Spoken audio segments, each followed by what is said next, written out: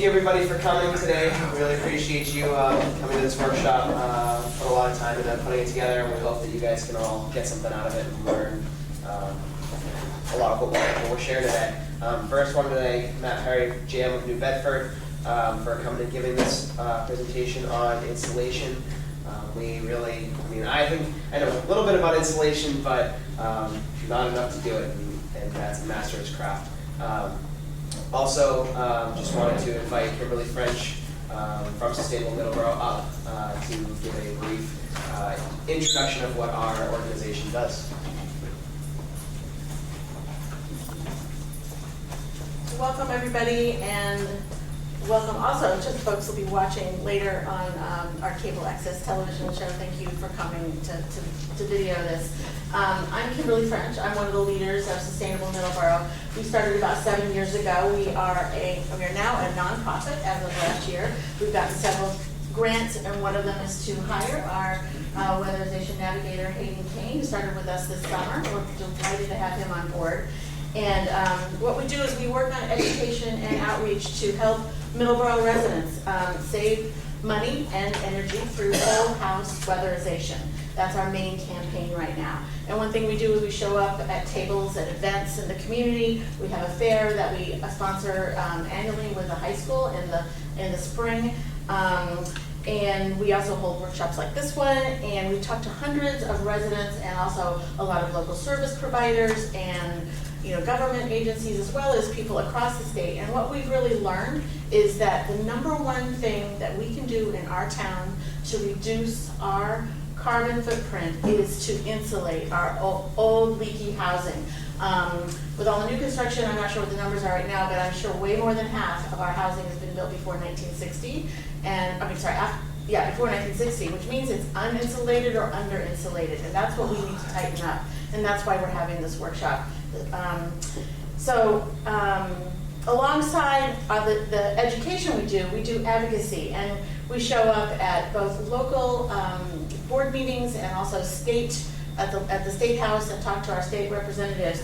And on our website, sustainablemiddleborough.org, you can find 10 policy initiatives where we have been an active voice in trying to get something to help Middleborough residents. One of those has been we've been actively advocating for a discounted rate for low-income residents on gas and electric, also a 0% loan program, actually doubled rebates for people who meet income qualifications, and a financing tool for contractors, or for building owners of multifamily and commercial buildings. So take a look at our website. You can see there how to get involved, what we've done, and there will also be links to how it could help you. The first step is always to get an energy assessment, and we have a form here with a QR code. If you have not done that in the last 2 years, sign up for that. You can find it on our website. You can also find it at Energy New England, which is ene.org. And I'll just mention one other thing. I know most of you picked up some of our information, but we are especially proud of this piece. This is a spreadsheet that tells you every single local, federal, and state rebate, financing program, and tax credit that you in Middleborough could be eligible for anything you want to do to improve your energy efficiency. And you can also find this on our website, sustainablemiddleborough.org. So we're thrilled to have Matt, and we're thrilled to have Hayden here, and we have more of these free workshops planned for 2025. There'll be one on climate resiliency in your landscape. That's coming up, we think, on January 8th, and we'll have another one, how to reduce PFAS in your home and in our town. So sign up on our list to get our, or on our website to get our alerts for when these things are happening. So thank you, Hayden, and thank you, Matt. Thank you, Kimberly. Thank you. Now I want to welcome Matt to talk about installation. Hello, I'm Matt Perry. I work with JM of New Bedford, and we're an installation company. We've been around since 1951, when my grandfather started it. Re-insulating existing homes is our bread and butter. Been doing it for a very long time. We know all the ins and outs of all different types of buildings. And insulating your attic is the #1 thing that you can do to really reduce your energy consumption as well as make you more comfortable in your home. After that, you want to make sure that your walls are well insulated, and of course your basement is sealed up or insulated as well. As Ms. French was saying, any home that was built before 1960 doesn't have any insulation in its walls. It probably has very minor or almost nothing for insulation up in the attic as well. These are all things that we can help you with to improve your house, make you more comfortable in your house, and of course lower your fuel bills as well. We specialize in a couple other things as well, making sure that there's good ventilation in your home, and of course if you have mold problems, we can help you out with that as well. These are all things as well to make your home nice and healthy and comfortable, so that when you go through a nice cold winter, you like it. But some of the things I actually wanted to talk to you about today is some do-it-yourself stuff that can help your house be more comfortable, save you money, that you can just go to your local hardware store, pick up a couple items, and do it yourself. So I'd like to talk a little bit about sealing around window trim, baseboards. I want to talk about some weather stripping indoors, and of course insulating and sealing hatches and access points in your home. And we'll go through it, and of course if you guys have any questions later on, we can talk about those as well. So the main cause of all drafts in your house is the stack effect. The stack effect is caused by the change in temperature from inside your home to outside your home. Basically, if you're warm on the inside of your house, those warm particles are more spaced apart. And of course, if it's cold on the outside of the house, those particles are close together. And those particles that are close together want to separate. So that's why they're getting into your house, and that becomes just a circle of just atoms moving. That actually causes the air in your house to move. And that's how you start to feel those drafts. When you go next to your door and you're not well weather stripped, you can feel that draft coming in. There's a whole lot of other drafts in your home that sometimes you don't know about that we can seal up for you. So I kind of wanted to point out the picture on the right here. So this is a building that they started to build, and they put wrapping around it because they're trying to heat the inside. As you can notice, at the bottom of the building, the air pressure is sucking the wrapping in. But at the top of the building, the pressure of the building is actually pushing out that wrapping. So you can see how the air is trying to get in from below, and it's trying to go out at the top of the building. It's a really interesting process because a lot of times people just think, oh, heat rises, and that's why you have these drafts. But it's actually more than that. There's a constant flow of air through your house, and that's what's causing a lot of the drafts in your home. And when you start to think about your building shell, when you think about your chimneys, when you think about recessed lights that you have, your attic hatches, these are all really easy areas for the air to be sucked out of your home. And that's air that you're trying to heat, that you're trying to cool, that the outside is just taken away from you. So if you can cut down on those drafts, all of a sudden your insulation in your house will heat a lot better. Matt, I just want to go back. I just want to get that metaphor, right? So the outside is the same temperature, right? Yep. And inside, probably there's not that much difference between the bottom and the top, but the top is warmer. So why is the bottom sucking in so much more, like, to make that kind of a difference? Sure. So think of it as that the inside of this building is warm and the outside is cold. Cold air has more particles that are close together. It's more dense.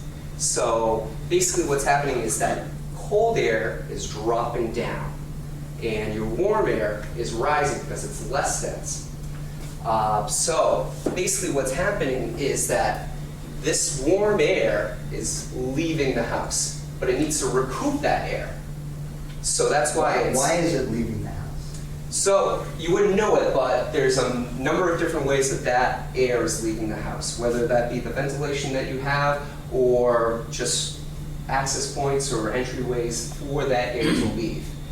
The warm air, because it has less dense and it's warmer, it actually wants to go up. That's the nature of the atoms that it has. It wants to go up.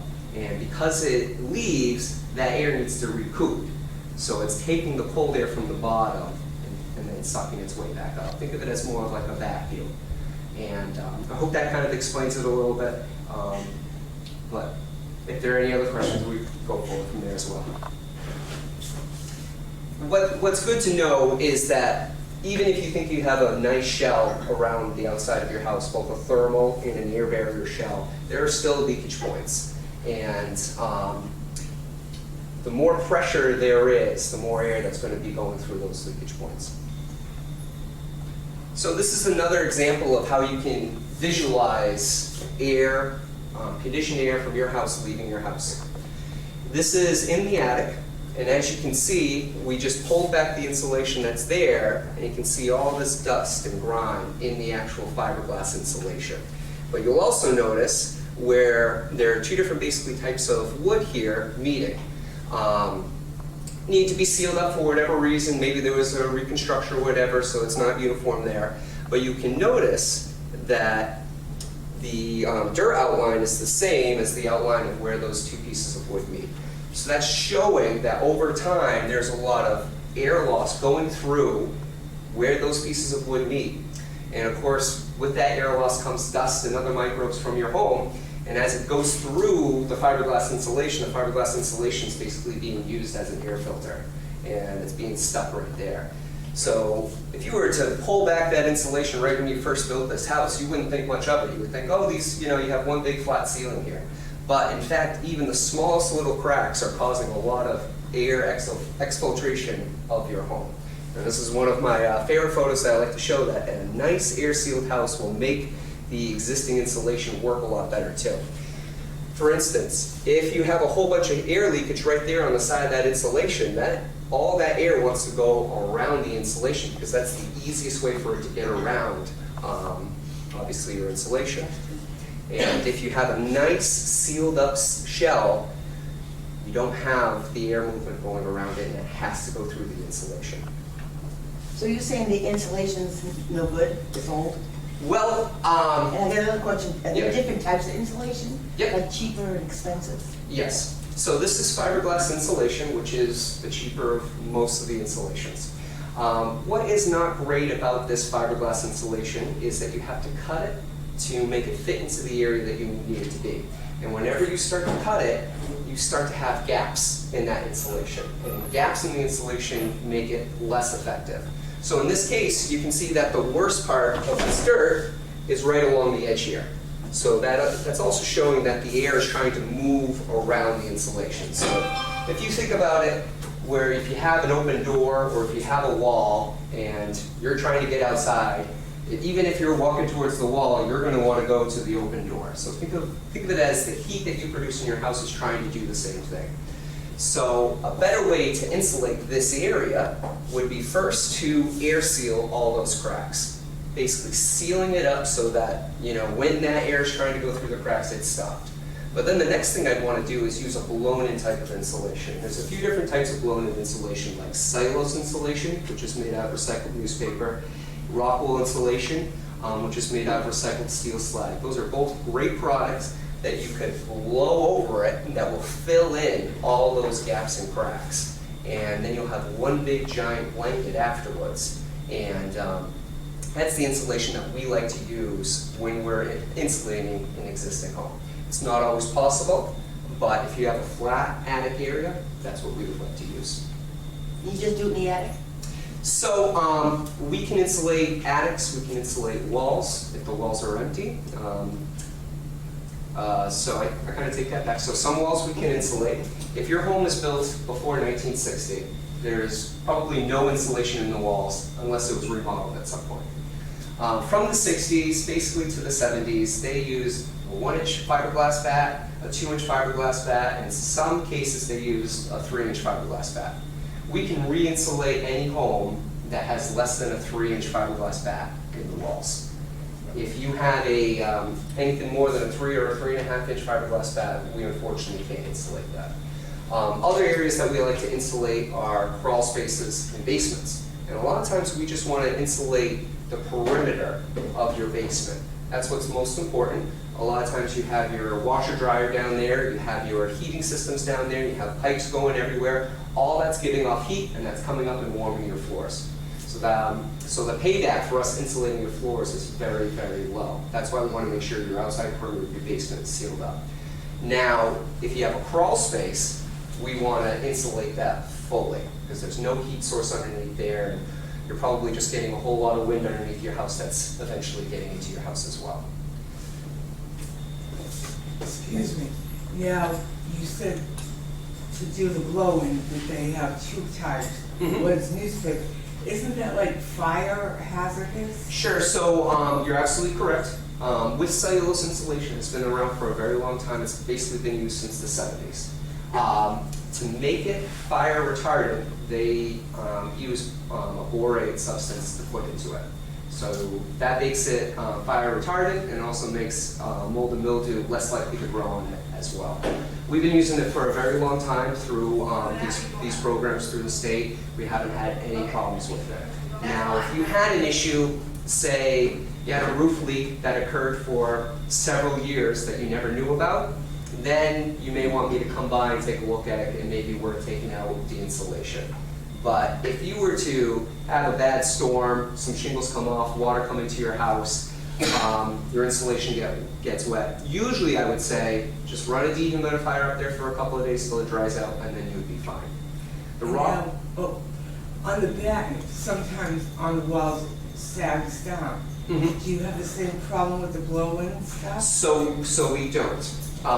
So you're absolutely correct that when cellulose insulation and some other insulations first came out, that was a huge problem. But the way that my company has always insulated, one is that we use powerful machines so that we really pack that insulation tightly in there, but we also use a fill tube method, where we actually stick the hose all the way up into your wall to the top and all the way to the bottom, so that we get to every single spot. And basically, we put it at 4 pound density per square foot. That's what we're trying to achieve in your wall, because that's been engineerily, scientifically proven to prevent any settling in your house. We've been insulating homes since the 1950s. I can actually show you pictures of jobs where they tear down the walls in the future to put on additions, and you can still see the insulation packed nicely around pipes and wires. Now, I can't speak for every insulation company out there, but I can tell you that mine will do a good job. But you're absolutely right, especially when cellulose insulation first came out. That was a huge issue. They actually wrote it on the bag to say, hey, you should have the contractor come back out in a couple of years to re-insulate. Because settling was a major issue with companies that didn't do it right back in the 70s. If you do have a house that you think there's cellulose in the walls, but you don't think it was done correctly, I can absolutely come out and check that for you. Matt, when would you recommend using the rock wool over the cellulose? Sure, so I would use rock wool insulation if you're very worried about the wiring in your house. Some people just aren't really confident in it. Rock wool insulation is fireproof. We can blow that just about up against everything. In fact, they use it in a lot of smelting industries to really go around their furnaces and make it more safe. So rock wool insulation is a more expensive product and has about the same R value as cellulose insulation. But if you're worried about your wiring, I recommend it. Other cases are if you're worried about moisture concerns. It would have to be a real instance where where you have a really bad roof and you just don't want to redo the roof. And I would say, hey, let's just go with the rock wool insulation. Because the rock wool insulation, we've been using it for years and it can get completely wet. Nothing will grow on it. It's basically rock. So it's a really great product, but it is more expensive than cellulose. You were talking about the basement. What if your foundation's not tight? Sure, so fieldstone foundation is a main problem for air infiltration, as well as mice and other things trying to get into your house as well. It's difficult. So in your case, if you had a fieldstone foundation, if there were certain problems that we could fix for you, for instance, where your foundation meets the start of your sills or the start of your walls, we want to probably air seal that to the best that we can. But the fieldstone foundation itself, you should really call a basement guy or a mortar guy to come in there and fix it. With field stones, they settle over time, and pretty much whatever you do, it's going to crack at some point and need to be fixed, and that's just part of the character of New England, unfortunately, but we just try and make it as tight as possible. How do gable vents and ridge vents affect your, Sure. So it's very important to have attic ventilation. We love ridge vents. That gives you positive ventilation for the full length of your attic space. But think of it as that's outside of your home. You want the shell of your home to be right at your attic ceiling. So seal that off, have that well insulated, but above that should have adequate ventilation, because you can have a nice sealed up house. There will still be moisture penetration, basically because you're living in it. You're a human being, you have multiple human beings, pets, maybe fish tanks in your house. All of that is giving off moisture in addition to your bathroom, showers, tubs. All of that moisture is going somewhere. And a lot of times that gets trapped up into your attic space. And that's why it's really important to have a ridge vent, soffit vents, gable end vents as well. We like to have the same amount of low ventilation as high ventilation, which isn't always possible in every single house, but it's an important thing to have so that you have that airflow going through to whisk away any extra moisture you may have in your attic space. what's the R rating of the blowing? Sure, so the R value is about 3.7 per inch. Kind of depends on what type of insulation. So cellulose is 3.7, rock wool insulation is around 4. But what's good about the attic space is that you can add in as much insulation as you can. So usually we're trying to have about 15 inches of insulation in your attic space. Above the ceiling? Above the ceiling, yeah. There are other types of insulations as well. If you were to use something like spray foam insulation, there's 2 different types of spray foam. There's closed cell foam and open cell foam. Open cell has a R value of about 5 per inch, and closed cell foam has about 7 per inch. These are all great products, but at the end of the day, you know, new codes are saying that you want an R60 up in your attic. I just want to clarify, because when you're asking about the ceiling and the attic ceiling, so my understanding is you want the insulation on your attic floor, in effect, and you want the roof of the house to be uninsulated. Correct, correct. That won't always be the case. Obviously, if you have a cathedral ceiling, that changes things, but the more insulation that we can put in, the better. And sometimes, like cathedral ceilings, you're stuck to however big your roof rafter is. But it is important to have as much ventilation and insulation that you can have in there. So in the attic, your floor joist, you want 15 inches of insulation above that, Correct. minimum. Yeah. Some people like to have their attic space used as storage. When we go into a house and people are like, I need this for storage, I can't give it up. We say that's fine. We usually say consolidate the amount of storage that you have, the best that you can, so that we can add in the appropriate amount of insulation in all the areas that you'll allow us to. Other things that we do is we actually build up the floor. Sometimes we run a 2x4 perpendicular to your ceiling joist. That gives us the extra space for us to add in the more insulation. Again, it depends on the house, depends on how much headroom you have up in your attic space as well, but there are a lot of different things that we can do to ensure that you have the proper amount of insulation. I put in, I had 2 houses, and I put double R30 in the attic, with both of them. Great. But I also realized the house still has to breathe. And, you know, and both houses, I've never had the opportunity to, I know they were probably 360, without a doubt. And they probably had, if they had 3 inches, I'd be lucky. Yeah. And I thought about, if I built my own house, I'd have a thicker wall for thicker insulation, but it's still, the house still has to breathe. Absolutely. So that is one of the major questions that we always get when we talk about sealing up a house. Is you're absolutely right, a house has to breathe.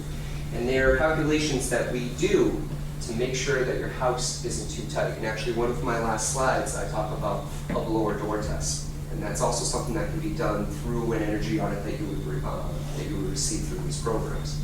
But basically, we put a big fan on your door, and we have the air run through this fan, and a little computer calculates how leaky your house is. Because at a certain point, we want to make sure that your house isn't too tight. Because you're right, it does have to breathe. But I will say that pretty much any house built pre-2000s, it's almost impossible to get it to be too tight. Nowadays, you actually have to pass a certain rating on your house. It has to be so tight in order for you to actually get an occupancy permit. And you're right, the walls are a lot bigger now. They're 2x6s almost automatically in all houses, and as opposed to the 2x4s or 2x3s that we used to use back in the day. But I can talk about it a little bit more, but all the jobs that we do a blower door test before and after we do the work. Just so you know that your house isn't too tight, but also so that you can see the reduction in airflow that we created for you.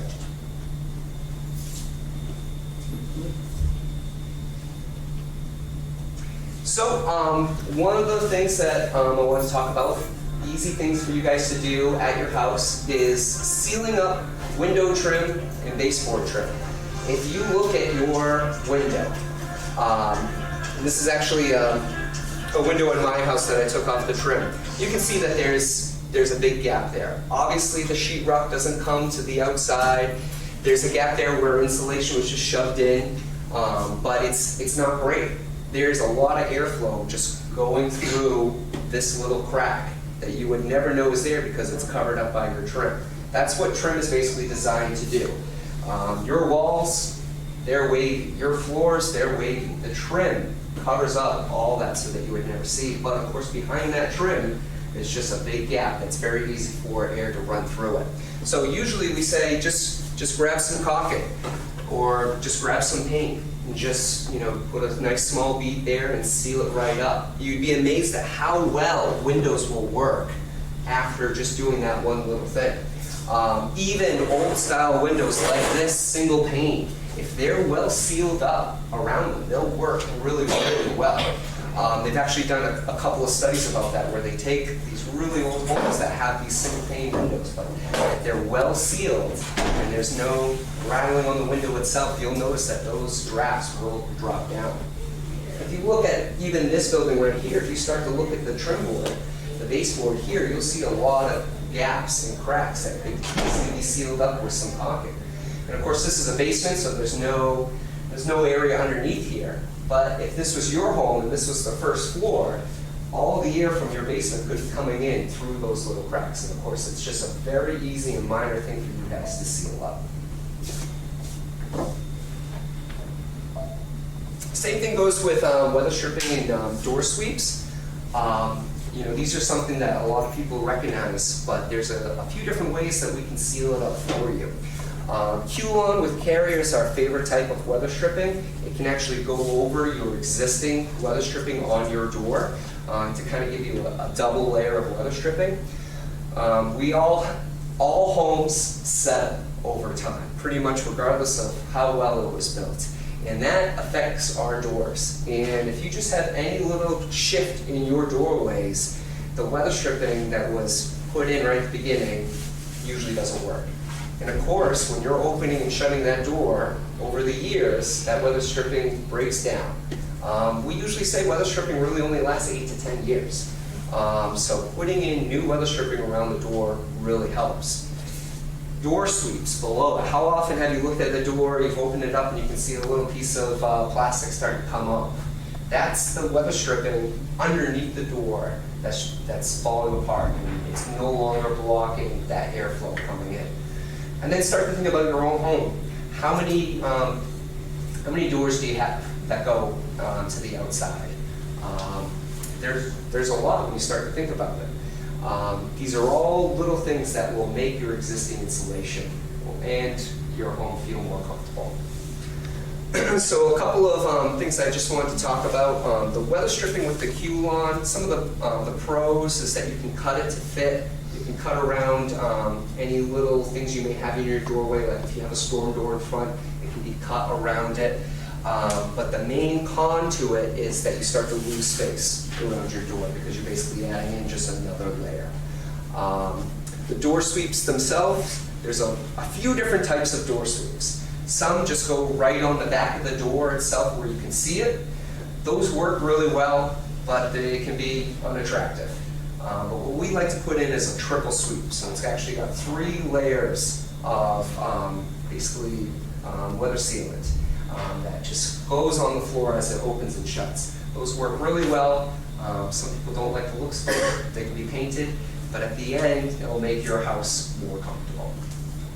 So you're talking about weather stripping for doors to the outside? Yes. Not any of the interior? Inside, it's not necessary whatsoever. If you wanted to seclude a certain area, say you had a yoga studio or a office that you always wanted to be a little bit warmer or a little bit colder, it would make sense to weather strip that.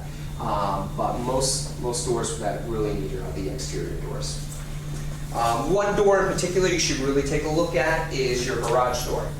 Mainly because there are extra fumes in your garage that you don't want to get into your house. Garages are always lower than your main house. They're actually built that way by code, just so that when those fumes are given off by your car, they drop down to the ground. But just keep in mind that they're there and they want to get sucked into your house just like anything else. So it's really good to take a look at that door to make your house healthier as well. So another door I don't want you guys to forget is your basement door. I can't tell you how many times I go into a basement and I see a bulkhead door like this one on the right side. So as you can see, they have a nice staircase going out, and they have a bulkhead on the top.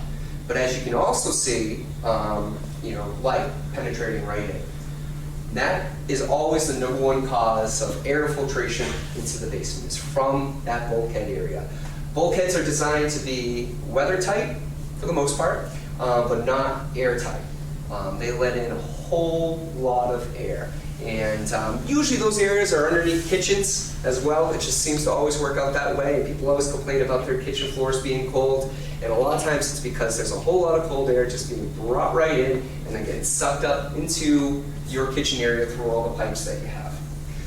We recommend having a door at the bottom of the stairs. As you can see, they basically put in a door right here, they framed it off, sealed all the way around it, so any air that's penetrating that bulkhead area gets blocked by that door. We've made custom doors, because a lot of times these are odd shapes.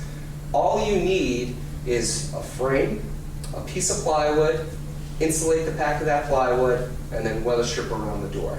And then you can shut the door, latch it, and be good to go. It doesn't have to be a crazy custom-made door from Pella or anybody else. Just having something there that's weathered, airtight, is what you want most.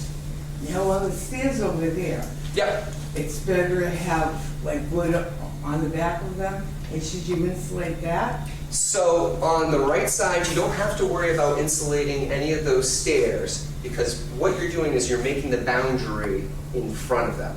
So you're making the boundary where this wall comes across. So anything that's in there you don't have to worry about. Now sometimes people have a nice doghouse that's built up and insulated on the sides of the doghouse as well as the ceiling as well. Those are more difficult, and the problem is that you're not really heating your basement, so there's no heat that goes up into that doghouse to warm that area.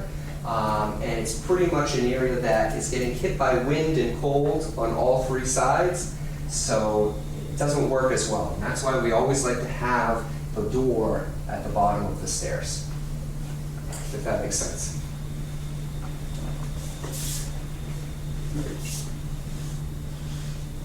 So I also want to talk about attic access points. So when we talk about the stack effect, that air wants to go up and out through the house. The attic access points are the easiest way for that air to get out of your house. So a lot of times people have a normal hatch like this in a closet. Sometimes people have knee walls where they have these little doors here. We want to make sure that those are insulated and weather stripped. Having something like this foam weather stripping works really, really well. presses right onto it, seals it right up, and over time just kind of seals itself so that there's no air exfiltration. A lot of times people have something very simple as their attic hatch. Could be a piece of plywood. Sometimes it's just a piece of paneling board. And that's just what was there, and people never thought anything of it. It doesn't have to be anything sturdy. It really doesn't matter, but what's really important is just that you insulate the back of it. So this is a piece of 2-inch foam board. It's a closed cell foam, has an R value of 7 per inch. So this right here has an R value of 14. And a lot of times we put this, or a combination of 2 or 3 more pieces on the back of this, and we just glue it to the back of your hatch. Just sits on top of this, and it's a great barrier to prevent that cold air from going right through. So when you look at your hatch, make sure it's weather stripped and make sure it's insulated. Pull-down staircases are always leaky. They sag over time. If you have a pull-down staircase, take a look at it when you get home. See if it's sealed up at the very top of your ceiling. The majority of the time, it's not. And it's just one of those things that it's almost impossible to keep that sealed because gravity is just working its way down. So there's a few products that are around that really help prevent that. One is a thermodome. So this thermodome just sits over the top of your pull-down staircase. You'll need a little bit of area of flooring around the top of your staircase for this to sit on, but it just goes over the staircase. It just weighs about 2 pounds. It's very easy for you just to push off to the side when you need to get up there. It works great. And what's best about it is that it's got this weather stripping underneath here. So when you put it down, you can actually compress it and it'll seal it nice and easy. So it doesn't matter how old your pull-down staircase is, how leaky it was. When you have a nice seal above it, you don't have to worry about it. The way you get that seal is that they basically just have these little tags that get put, these little things get put right here on the inside of your staircase. And then you just have some Velcro right here. So you just Velcro it, and you just pull it a little tight. That compresses the weather stripping here, and it just works really well. And the majority of time, pull-down staircases and other access points, they're usually at the top of your stairs. So it just really magnifies the amount of stack effect that you have in your house because your air is moving up your staircase and then it's moving right and out through your attic. And a lot of times people, they have their sofas or their couches right next to their staircase because that's where their living room is, and they're like, oh, I always feel this draft coming down the stairs. And a lot of times it's coming from these access points because that's the easiest way for that cold air to get in and your hot air to get out. So this case that I also wanted to mention is that is a walk-up staircase into an attic. A lot of the older style homes have it, the turn-of-the-century homes. They're beautiful, they're great, easy for you to get up there, but a lot of times they're uninsulated. And it's very easy for the heat to go through those walls, go through that door, and up and out through the house. In this case, we want to insulate behind those stairs, and we want to insulate those walls, we want to insulate the back of that door as well. And that would prevent any easy way for that heat to escape your house. How about a whole house fan? What do you do for it? So, whole house fans have been getting out of style recently. And it's more because people are putting in ACs more and more. If you have a whole house fan, we actually usually create boxes that go over them. And there's 2 ways that we can make a box. One is, we always use this foam board around it. But sometimes we make a box that has a removable lid. It's usually weather stripped in the same way that a thermodome is created. Okay. But sometimes we make a box that kind of shuts on itself. So when you turn it on, it just opens up and then falls back in together after you're not using it. But usually we talk to the customer about which way they want to do it, but absolutely it should be sealed up when you're not using it. Somebody else have a question?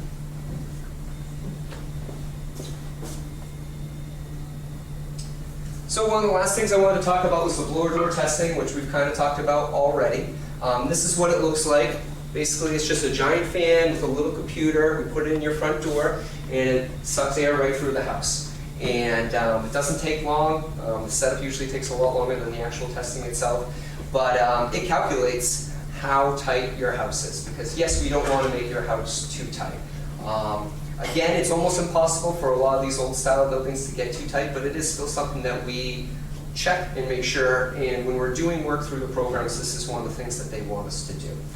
And it's also very interesting to show the customer exactly the tightness that we created and how that will reflect on their funerals as well. Does it do the whole house? It does the whole house, yeah. Even if you got like, I have a 2-family, Mhm. then the 3rd floor with 5 rooms, it actually does the whole thing. So it's more difficult for a 2-family. So the bigger the house is, you can say the less accurate the number will be. When you have a 2-family, a lot of times what we like to do is we like to separate the families. Well, separate the floors and do a test on every single one. And that gives you a broader idea. But ideally, the best way to do this is to actually put a fan on each floor at the same time and calculate it that way. So if that's something that you would like, we can do that. It's interesting because if we just do it by one floor, a lot of times we're taking air from another floor, and that's kind of it lowers its accuracy. But yes, the best way is to have one on each floor, have it go at the same time, take their numbers and calculate the actual leakage rate of the house. But at the same time, depending on how open that house is and how big it is, a lot of times if we just open up all the doors, we can calculate a really great number from that as well. So if there comes a circumstance where we actually make a house too tight, it's not the worst thing in the world. One is that we could always undo some of the stuff we did and have the airflow go through it. But a better way is actually just to add in mechanical ventilation. And the best way and the easiest way to put in mechanical ventilation is just to put a timer on your bath fan. Most houses have a bath fan already. If you don't, I actually recommend that you do put a vent in. You want that moisture from your house to get out. But if you have a timer on your bath fan, every 6 hours it will turn on and just suck out some air so that new air can come in. And that will prevent your house from getting too stuffy. That's basically the main issues that you come across. If a house is too tight, becomes too stuffy, you really want that better air coming through. There are other newer products as well. There are energy recovery systems that people are putting in with their ACs that will basically take outside air and condition it with your conditioned air, and then, sorry, I didn't say that right. Basically, they take outside air to replenish your house's air without losing the heat that you've created. Those are great systems. Obviously, they're expensive, but newer homes that are extra tight, they're basically putting those all in now. And that's kind of the way buildings are going now. They're making them as tight as possible so that you can basically heat them with a candle, which is really interesting. At the same time, you want to make sure that everything else is nice and healthy in your house. Is there a waiting list? I mean, what's the turnaround time? Sure. Or how long it takes to do this audit? Sure. So as far as getting an energy audit done by Energy New England, which are running the Middleborough Electric Gas Program, I think it's about a 2-week wait right now. I could be wrong on that, but most of my customers have been saying that. I'll just mention, so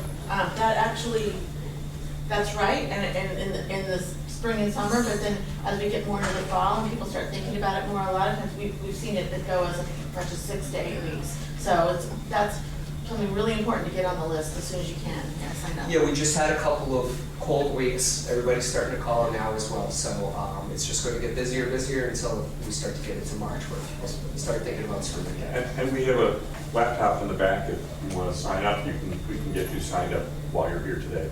Yes. Put your name in. So yeah, it's great. They come right in. They do that testing. If we're doing any work on your house, we're doing that testing as well. A couple other things that we test through these programs are your heating systems. We test to make sure that they're working properly. We test the draft of them as well as the CO of them, because you just want to make sure that you don't have an over-influx of CO. And a lot of times it's just a minor cleaning that needs to occur to them if it's not as good as we want it. How more efficient is a heat pump system as opposed to heat with oil or electric? Well, it depends on who you ask about that. The heat pumps that are coming out today are a heck of a whole lot better than they used to be. So we don't do heating systems, but of course I get this question all the time. It really depends on how your house is set up and what type of heat pumps you're trying to use. And also the climate that you're in. I don't want to step on anybody's toes or anything like that, but in my opinion, I like to have two sources just in case one fails. And when I say fail, you lose electricity, or when it takes out something, or you can't get oil for a couple of weeks or whatever. That's just my opinion itself. But heat pumps work really well in a well-insulated, well-sealed house. I would say that they're more energy efficient when the temperatures are pristine. So if it's like 40, 50 degrees and you're trying to get that up to a 65 degrees, heat pumps will work really, really well if you're well insulated. If that heat pump has to work extra hard to get up to that 65 degrees because you're trying to heat all of Middleburg because you're not insulated, that heat pump is not going to work as well. What's good about the old style radiators is that when you have that heat going through them, that thing is going to radiate heat forever. But it takes a while for you to get up to that point. So you can say that they'll work better in an uninsulated home. So it really depends on your system. Again, that's not our expertise, but that's just us talking to customers in the past. Can a thermostat system be old, that it doesn't work well? So, I don't know how it all works. So my thermostat system, so my house was built in 1990, and I've just noticed now that my thermostat is not working correctly. Because I actually have two. I have one for my AC and I have one for my heat, and at times I'm looking at it and they're saying two different temperatures. So dust and other microbes can get into a thermostat and cause havoc. They have the little round ones. So those work great. Nowadays, people are going with more of the Nest products, the electric ones. What's really great about them is that you can program them so that they can turn on automatically when you wake up. So it's nice if you go to bed, I want it a little bit cooler, but I don't want to be cold when I wake up. That's what's really great about Nest, and that actually, you can see a reduction in your fuel bills because you're actually heating your home less with those new style ones. But you can actually talk to the energy auditor about getting those. I know there's rebates for those as well. Those old ones, those turned knob ones, those are great. The problem is that they may not be as accurate as you think they are. But if you're comfortable in your house, that's great. And that's it for me. But I have some cards up here. If you ever want to talk more, I'd be happy to answer any questions. A lot of the stuff that I talked about today was do-it-yourself stuff. But at the same time, you really want to make sure that you have an R60 up in your attic, your walls are well insulated, and your basement's as sealed as it could be. But a lot of these little things that you guys can do where you can get all of these products at Home Depot, at Ace, any place you want, you can get this and get it done as well. I'm curious about the relative effectiveness of the air sealing around your windows, for instance, versus putting storm windows up. Sure. So they more or less they're trying to do basically the same thing. You're basically trying to seal up the outside of the storm window versus you're trying to seal up the inside with sealing up around the trim. In my opinion, the storm windows are better, but it's just more expensive to do. What's great about the storm windows is that you're basically sealing up basically the different parts of your main window system. And if you have storm windows, that probably means that you have old single pane windows that may be rattling a little bit. If you have rattling windows, it's either time to replace those windows with a new, better window or storm windows on the outside. Number one, from my experience, programmable thermostats are really good. But to get back to sealing the inside of the cellar and the outside of the house, Yep. it's better for you if you do it from the outside as opposed to doing it from the inside. Mm-hmm. I had a problem in my house in Connecticut. I sealed, it's expensive, but I mean, I do a lot of the labor work myself, but if you got a leak, you start at the outside, and I put in, I made the cracks bigger, I put this waterproof cement in first, then the caulking, and then I tied it on the outside. Right. It took me probably 5 years, but I got down to one pump that I didn't have to use very often. That's great. And it's the same with the windows.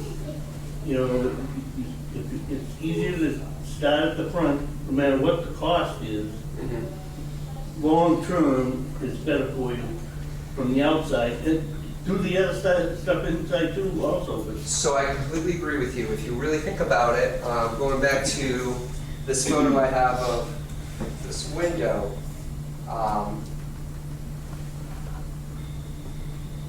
you know, this, oops, all right, so this area right here that I was talking about, that you want to prevent that air from getting into your house, if you're sealing up around this window, that's great. But know that that air is still in your wall system. And if it can't get through this crack, it's going to try and go up and go through something else. So you're absolutely right, going from the outside is better. But of course, it's tough to do. You know, if you have vinyl siding, wood siding, you know, you can only seal so much. You know, if you have nice clapboards, it's possible that you could probably caulk where those clapboards meet your windows, but it's more difficult. Take a look at where your house meets your foundation on the outside. That's a huge area for air to come in, and also a huge area for mice to come in as well. So try and seal that up. But those things are, you know, there's only so much that you can do. So when you're inside your house and you know you're feeling those drafts, sealing up around the trims, the other things that I talked about are a great way to make your house feel more comfortable as well. nothing good is easy. That's right. Yeah. If you're ever remodeling your house or redoing the siding of your house, you know, look into really sealing your outside sheathing at that point, because you're really not going to have another chance until another 30, 40 years down the road. You know, if you're looking at new houses that are built today, you know, like I said, they're making them as tight as possible. They are sealed up with these zip systems on the outside, as well as sealed up on the inside as well, with both insulation and air sealing that we do. So if you are taking apart anything, look at it right then to seal it up and make it tight. And again, if you're ever worried about making your house too tight, just get another energy audit. They're free. So.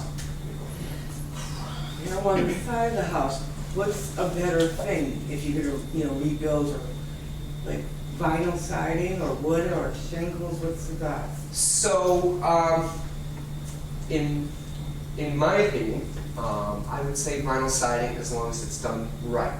Sometimes people will go and put vinyl siding on and then they'll get a cheap price and it's just kind of stapled on there and the wind's just getting behind it. If it's done right, they're going to put foam board insulation behind it. And a lot of times they'll really cheap out on that and put in like a 1/4 inch foam or something even smaller than that, and they won't seal up the foam either. They just nail it on there and the wind's just going to get, you know, behind your vinyl siding and through that foam board.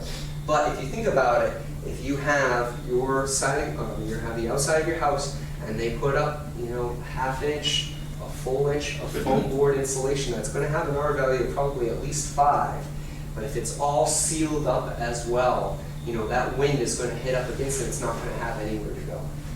So that is the best case scenario for your house to really improve your thermal and air barrier on your house. But just make sure it's done correctly. Because once it's covered up, you don't see it. I have a few other questions. Sure. All right, she was talking about the round thermostats. Yeah. You have to put them in exactly level because they don't work otherwise, because Yep. I had that problem. And then the programmable ones, it's very hard to set them. And a lot of people, I've had a lot of people try to help me. Yep. And they don't, and you're supposed to watch online and all that. It's very hard. Yeah. So I completely agree with you. Yep, absolutely. And it's just a matter of familiarizing yourself and Unfortunately, I don't have any tips on that, but it is kind of the way of the future as well. If you can Okay, find a one way more to do it, go question. for it. Can I jump in just, I mean, there is a middle ground, okay? The old round ones that basically if you change the temperatures by hand. Yeah. And the Nest ones, you know, that you do through your phone and all the rest. But there's kind of, there are programmable kind of mechanical thermostats where you can, But those are still hot. but they're, you know, if the technology intimidates you, it's a lot easier to set the clock on those in some cases. And they're fairly inexpensive. But So it's worth a try. I'm not good like with anything like that. But one more easy question. Say sockets. At one time, they used to make you put like, you know, cardboard. Mhm. Do you still think that's a good idea? Yes, absolutely. So just the foam gaskets that they sell at your hardware store are great for those. Where those wires come in, there's always a gap there that it's almost impossible to seal up, even if you're trying to while you're replacing your actual outlets yourself. I've tried to do it a whole bunch of times. It's very difficult. And a lot of the older style homes, you know, those are obviously built into exterior walls where there should be insulation behind it, but there isn't always insulation behind it, you know. When we go into a house, you know, a lot of times I'm taking off a cover plate, looking on the side there, visually seeing if you have insulation in there. And a lot of times there'll be no insulation there, but there'll be insulation in the rest of your house, just because when they cut the insulation, they didn't do a good job going around those outlets. So absolutely, those are always a major leakage point. Get the foam gaskets, put it in there, and those definitely help as well. And if you can seal it up with a fire caulking, which I should have brought in some as well. They have caulking that's specifically designed to go next to heated appliances or wiring. You can put some fire caulking in there and try and seal up where those wires are coming through the back as well. Don't fill up the entire area with caulking, just where the wires are coming through your electrical outlet box. I do know that, like we were saying, it's got to be fireproof. Like if you insulated your inside of your cellar with like just plastic or something like that gives off fumes, fire develops. You know, that does affect firemen, and your house insurance might not cover you. So something to think about, you know, when you're insulating your house is obviously the materials that you're using. Yeah. This is Thermax foam board. This is the foam board that we use in people's houses because it passes the fire rating. It's got foil on both sides. We actually tape up the edges so that no foam's exposed. And it's also one of the only foam boards that can be in living spaces and doesn't have to be covered up with sheetrock. A lot of times people come in, you know, they spray foam everything, they think it's wonderful, it's great, but there really should be a fire coating over that, whether it's painted on or sheetrock put over it. So absolutely, you know, if you're doing any type of foam work, make sure you have a professional there. This foam over here, this is the same foam that we use to spray this to seal this up. This is a one-part foam. It's also got a fire rating on it as well.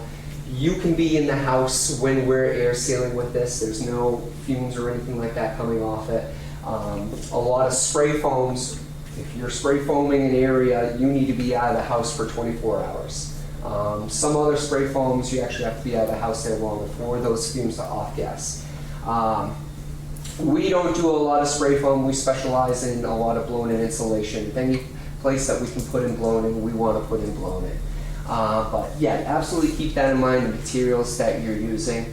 If you're doing any of this do-it-yourself stuff, this great stuff foam, this is perfectly safe to use in your home. You know, you can buy you know, flash sets, two-part foam at stores and stuff like that. Just be careful when you put that in. If you have any questions on it, give me a call as well.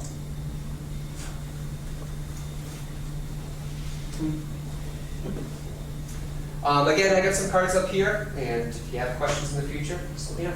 Thank you. Thank you.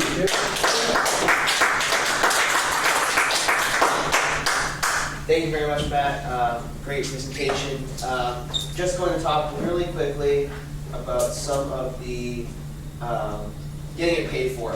We talked about things like calling in contractors, specifically JM of New Bedford, and in general having these larger projects done. A lot of the time they are affordable, but in some cases there are great ways to get some money to help pay for those as well. So there's 3 prime ways to do this.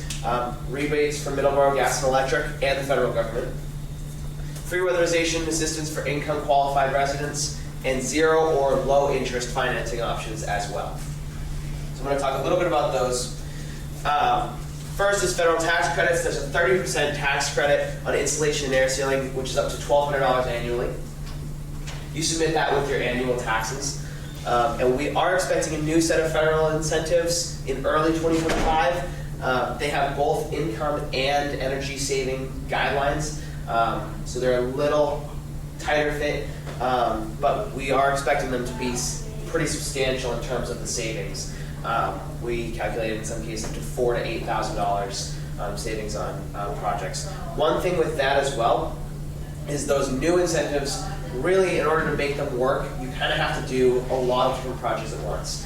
So this would be air sealing or new insulation, along with another project like an electrical panel, new heating, cooling system, things like that. But just to keep on your radar, that is coming out. Early 2025 is when we're expecting that.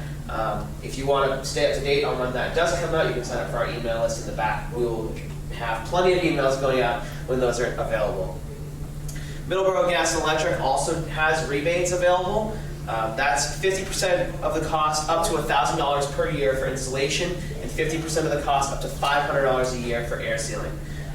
Additionally, if you're income qualified or receive fuel assistance, you can get up to 100% paid for, and that's up to $1,500 for installation and $750 per year for air sealing. There is help from the South Shore Community Action Council as well. If you already receive fuel assistance or qualify for fuel assistance, those numbers are here. You can get up to 100% of the total cost paid for without those limits of $1,000 or $1,500. You have to apply during the heating season, which is November to April, coming up. And in many cases, you can get the entire project paid for through South Shore Community Action Council. Also, something we advocated for and are very happy with is the Middleborough Gas and Electric 0% loan program. So that's 0% interest rates for households at or below the state median income level. And those numbers are over here. Households above that level can still get 3% off interest rates. So if it's a 7% interest rate, you get that down to 4%. This can be used for weatherization, heat pumps, heat pump water heaters, the like. Those range from $2,000 to $20,000. And it's up to a 7-year repayment term. In general, a lot of the time, even if you do get rebates and incentives, things like that, this makes it a little easier to front whatever's left up to make sure that you can get these projects done. And if you qualify 0% interest, not going to get a better rate than that. One other program that is fairly recent and new that we like to talk about is the Mass Climate Bank's Energy Saver Home Loan Program. So this is for primary residents with 1 to 4 people in it. You must have 20% energy savings, but this can be through a variety of projects like we talked about before. Installation, heat pumps, heat pump water heaters, new electrical paneling, etc. And your energy assessor can help you calculate this, not something you have to do on your own. There are much higher income requirements than the other loan program. So if your household income is below $113,600, you get a 0.5% interest rate. And if you're between $113,600 and $191,700, you'll get a 2% interest rate as well. So that in general, if you don't qualify for that low income loan rate, you can still get some really great discounts on interest rates in order to get these projects paid for. Speaking of energy assessments, just want to talk about those really quickly. It is a free assessment provided by Middleborough Gas and Electric and performed by Energy New England. The assessor visits your house, check different areas of energy efficiency, insulation, heating, cooling, electricity efficiency, and they'll basically tell you all the different ways you can improve. They'll give you a full report that will detail all the different areas that they looked at and how they think you could improve those with different projects. It's required to qualify for any Middleborough gas and electric rebates. And those are good for 2 years, so if you haven't had one in the past 2 years, it's important to stay up to date on those. We have a flyer in the back that you can grab on your way out that details more about those as well. Just also wanted to mention one other thing on the Middleborough gas and electric rebates. Those are not applicable to do-it-yourself projects.